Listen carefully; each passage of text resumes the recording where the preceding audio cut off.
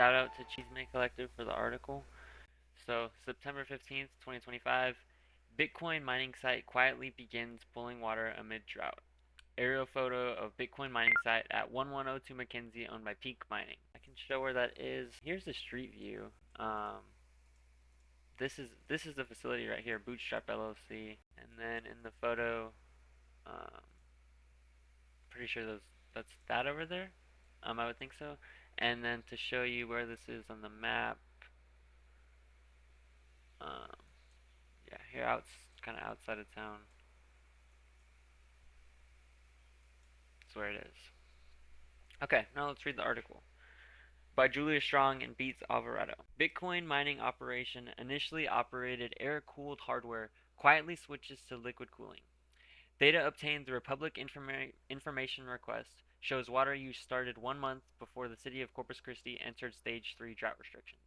And I also have this public information request, so we'll look at that after. Amid drought restrictions that disallow watering lawns in Corpus Christi, a Bitcoin mining operation has quietly begun draining about 3 million gallons of water per month to cool its hardware, according to water use data obtained by Chisme Collective. This is happening despite the original owner of the Bitcoin mining operation, Bootstrap Energy LLC, assuring Corpus Christi City Council that the company would not need to rely on the city's utility services, according to the March 29, 2022 council meeting. At this meeting, nearly 2 industrial district agreements were approved for the project. No, we will not provide services, stated then Assistant City Manager Andrea Gardner during the meeting. In August, the mining site slurped up as much water as 500 homes typically use in Corpus Christi. So, yeah, cool graphic.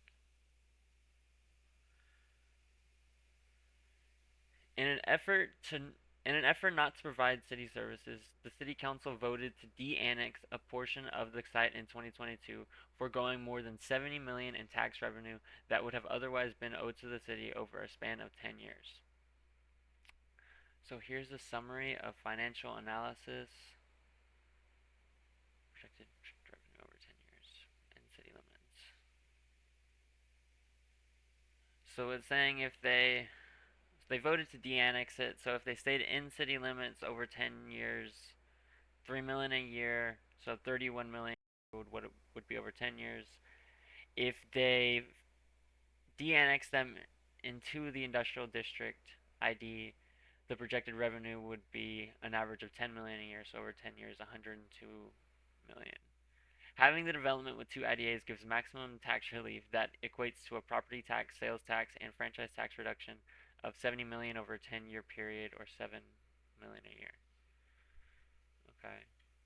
So they're saying when the city council approved their industrial district agreement, they were like, okay, we're going to be getting 10 million a year from Bootstrap LLC. In exchange for foregoing the tax revenue, Bootstrap agreed to payments in lieu of taxes, also called pilot payments, that could average 10 million per year over the same time frame. To date, the city has received a total of 2,698 in pilot payments from Bootstrap Energy since the agreement was established in 2022, according to records obtained by Chisme Collective through a public information request. So the request was, what pilot payments has the city received from Bootstrap so far? So only 2,600, and apparently it was going to be 10 million a year was when they were proposing it at council trying to get it approved. Much has changed since the initial IDAs were established between Bootstrap Energy and the city in 2022, especially for a large crypto mining operation powered by two 300 megawatt substations.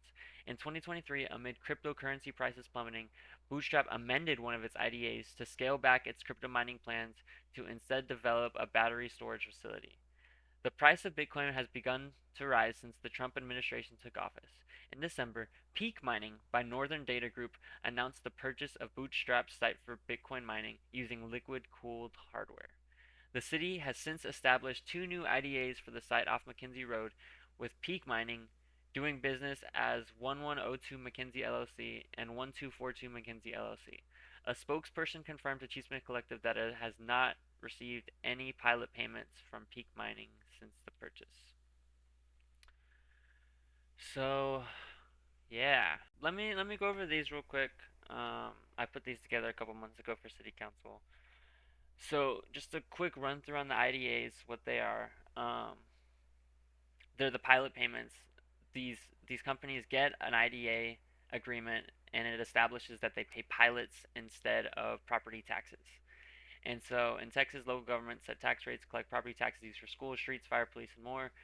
The IDAs allow corporations to have business commercial assets valued at reduced amounts, resulting in lower tax payments. So, like for example, someone has pays the regular person pays their property taxes on their residential home that they most likely live in, and you pay property taxes based on the valuation of your home, how much it's valued at, and you pay the rate is based on 100% of your value of your house. And these IDA agreements are favorable because they allow them to decrease, so it's not 100% that it's valued at. So I'll show you that here. This is the industrial district master agreement summary straight from the city.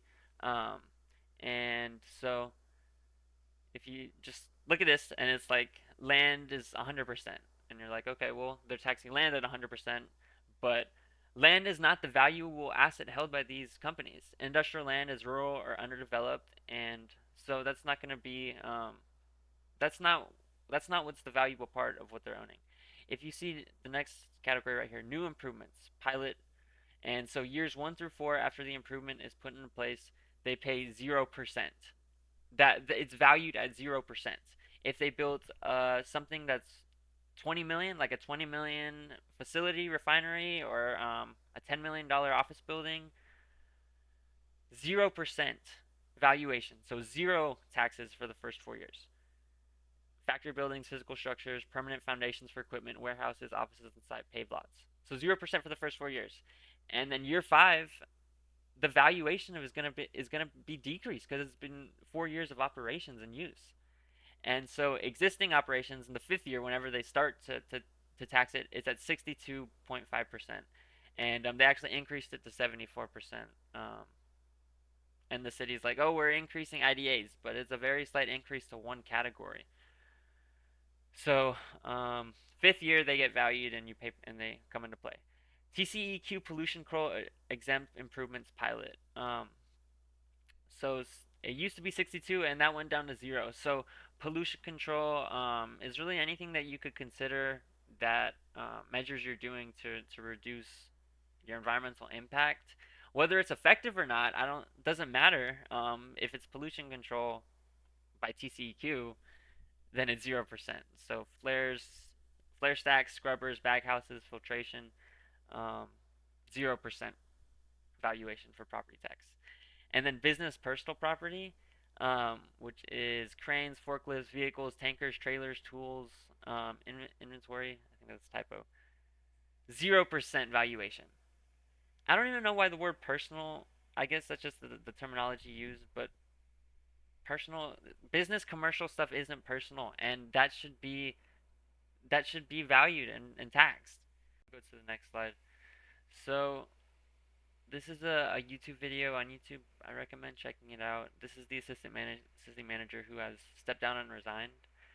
But basically, um, so this is the amount of revenue that the city has been getting from these industrial district agreements. 23-24, it was 20.5 million. 24-25, it was 24 million that they received from the IDAs, and on their budget for the 25-26, it was 32 million. And the city apparently has around 70 to 80 industrial district agreements. And this is an excerpt from a council meeting in the last couple months throughout the desalination talks. And this came into the discussion because the desalination plant was going to increase water rates significantly because the city has to pay back the loans and all the money that they're spending to construct and maintain the desal facility. And the council brought up the city manager to say, well, in 2031, we have some money that's going to be coming in that we could potentially use to offset residential rates, make the financial burden somehow make the financial burden less for residents by applying this money to that. So, whenever I was at these meetings and they come up and say that there's this 50 million that's available, it brings up a lot of questions. Like one, Was there no plan for that 50 million? Like when this deal was set up, so that we're gonna get this revenue in 2031. Was there no there's no planning for that money? It's just sitting there. Like you're like, oh, now we can don't worry about the rate increases. We have some money to offset it. But what was this money supposed to go to? And then the next things I think about. And so these three, there's three. What this clip is they said there's 50 million that the city's going to start receiving after 2031 from three companies that have deferred their IDA agreement, set it up so that they signed their deals in around 2015, 2016, 2019, and it basically gives them like 15 years of no pilots, no property taxes, and then those will start in 2031. So it's like an incentive. Like you don't have to pay taxes for this amount. You'll have this tax relief and break. So we want you to come here and bring economic development to the region. So 50 million from just three companies, and then it also isn't 50 million in 2031. I think it's like 20 to 30 million in the first year, and then it ramps up to the peak amount of 50 million until 2035. And these three companies, Cheniere, they're like the flaring. Like if you drive on Ocean, or you're just around Ocean Drive, and also you can see it from like Central City, maybe even South Side. You can see the orange sky from their flaring across Corpus Christi Bay, over in Portland, and especially on like North Beach and Ocean Drive or the Bayfront at night, you can see them flaring, and sometimes it's really orange. This picture is of Gulf Coast Growth Ventures, Exxon, SABIC, Saudi Arabian Industrial Corporation, and it's to like the left. It's if you go take the bridge into Portland, it's on the left side of the freeway. Cheniere's on the right side. It's like right behind the Target. You can see it. You'll see the big black smokestack tall tower. And then Vostapina, if you just Google like that Vostapina Portland pollution, they were like emitting like black dust out onto people's cars and houses from their facility. So these three companies that have tax breaks are like the three like visible polluters. Like think of the pollution we can't see. We can visible polluters. These three companies. Just have that in mind. Huge, massive companies are the ones getting these huge tax breaks, and so that's 50 million, basic 40, 50 million that the city hasn't been getting since for maybe like 8 to 10 years, depending on when these deals are signed. So that's money the city hasn't gotten, and then they're trying. These are the Gulf Coast Growth Ventures, especially, is the top water user. So in this conversation, when this came up about offsetting residential rates because of the desalination plant costs, the reason we're in discussions of needing a desalination facility is because of the heavy water usage, especially from GCGV. So yeah. Um, so the whole point of this argument, and at the time of desalination, was like just explaining how industry does not pay their fair share. As I was just saying, these same companies pollute our air and water, use the majority of the water, the municipal water supply, and then they wield their political influence to impact decisions made by the city council. They get council members up there who are prioritizing, and their main concern is economic growth and making sure these industries have what they need. And these IDA holders are still able to protest and contest their evaluations, which causes the city's revenue to come in as less than expected. When at the budget input sessions, on the city's budget, they have like this is what they're expecting to have for 25-26, but sometimes after 25-26 actually happens and you're in its budget season for 2027, the city will have this number, what they were expecting to get, and then the number of what they actually received in the budget. And for some of the IDAs, it was less. It was than what they the expected revenue was at the beginning of the year. And I was told that's because just like people can contest their property tax evaluations in their home, the IDA holders, despite these being industrial district agreements that are already benefiting them, they can still protest their valuations of their of their facilities and their tax rates. So, Chamber of Commerce, My Town, Our Future, they are funded.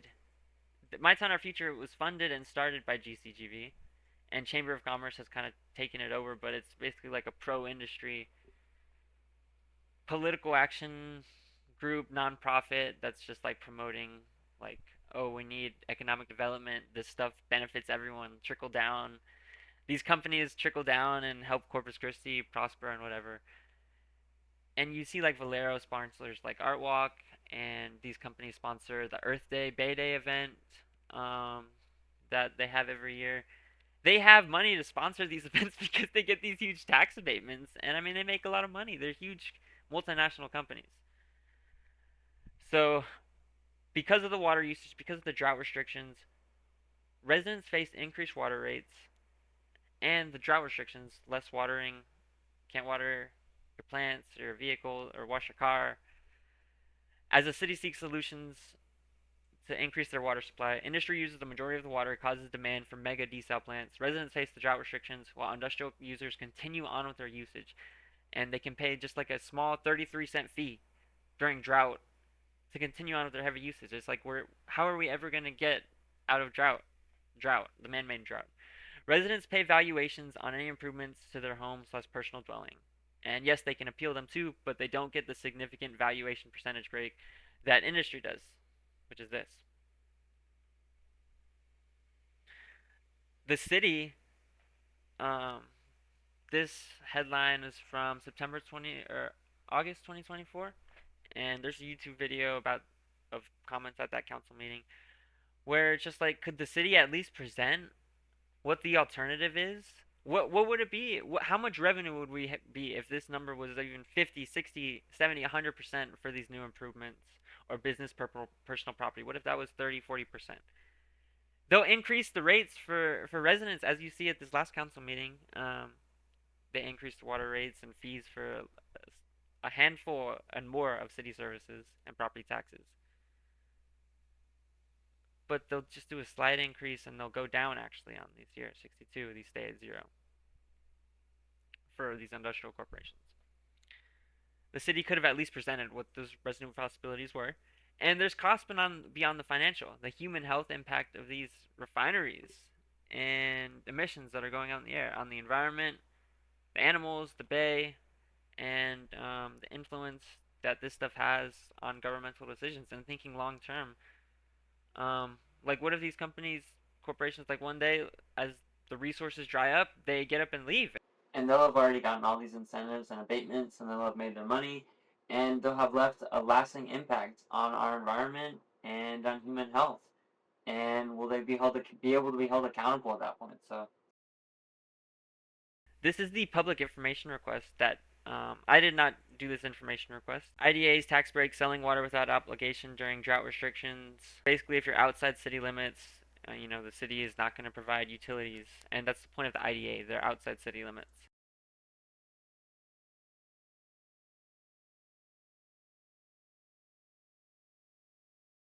The email from Mike Pusley saying, outside city limits, we are going to de-annex the other. The city will not provide them any service. And Andrea Gardner, assistant city manager, the city has no obligation to provide water service to development. If the city did elect to do so, it would be at a premium rate.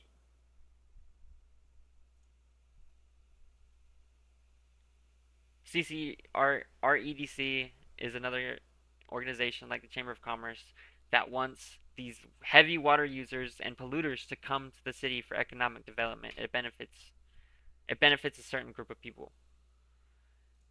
And let's see. And so an average residential household uses 5 to 6,000 gallons of water a month. So compare that to these. So just 3.7 million divided by 6,000.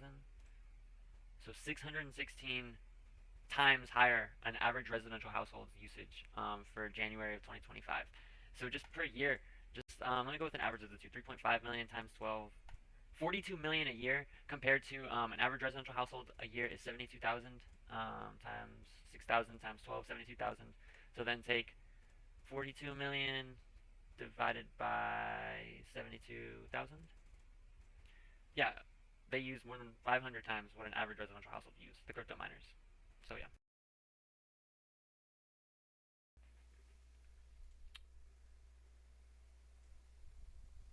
And are they paying a premium? This is a delinquent balance. Are they even paying the bill? 1102 Mackenzie. Delinquent balance due now. This is from March 2025. The city has no obligation to provide water to this company. Residents are suffering water restrictions. The city provided water to this company. This is just one example. How will they be held accountable? And so we looked at this in the article. And so public information request wants to know the amount of pilot that the city has received from Bootstrap Energy since their IDA was approved in 2022. And here's the request that was in the article: $2,000, and far from the 10 million. And 102 Mackenzie.